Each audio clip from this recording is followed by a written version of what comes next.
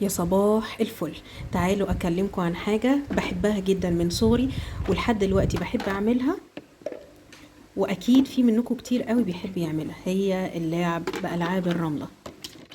ويلا بينا نبدأ.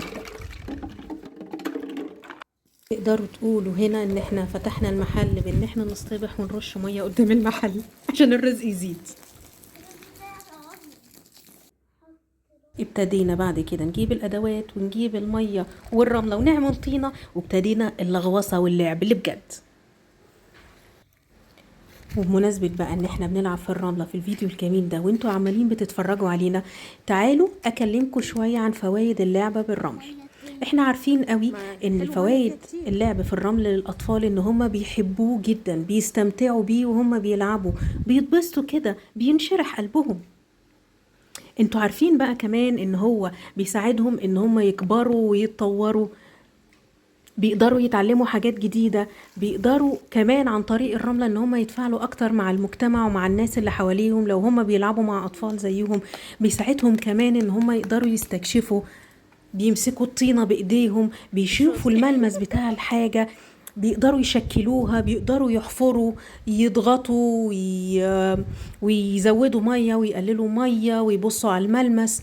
انتوا عارفين كمان ان هو بتساعدهم قوي ان هم يطوروا الحركة بتاعة جسمهم. لا ده في اكتر كمان ان هو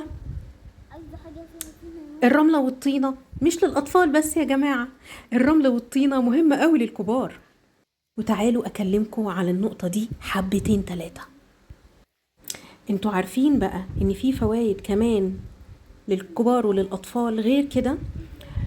في فوائد نفسية، ان هو بيقللنا القلق والتوتر، ولو حاسين بالغضب بيهدينا وبيحسسنا بالاستمتاع والانبساط، وبيخلي نفسيتنا ومزاجنا احسن عن طريق حاجة بسيطة بنمارسها وممتعة في نفس الوقت ومبسوطين بيها.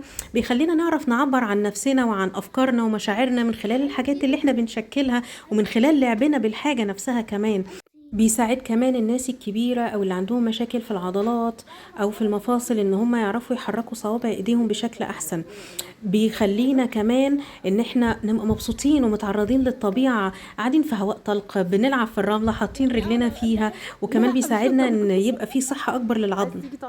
انتوا عارفين كمان ان هو هيساعدنا ان هو يكون عندنا تفكير ابداعي، تفكير خلاق كده، نعرف نشتغل حاجات بايدينا ونشغل دماغنا كده وتشرخ. انتوا عارفين كمان ان هو بيخلينا مركزين اكتر ومنتبهين اكتر.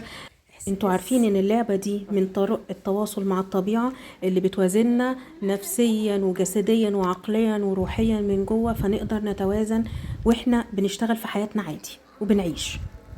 كل الحاجات دي انا اتعلمتها من مجرد اللعب في الرملة.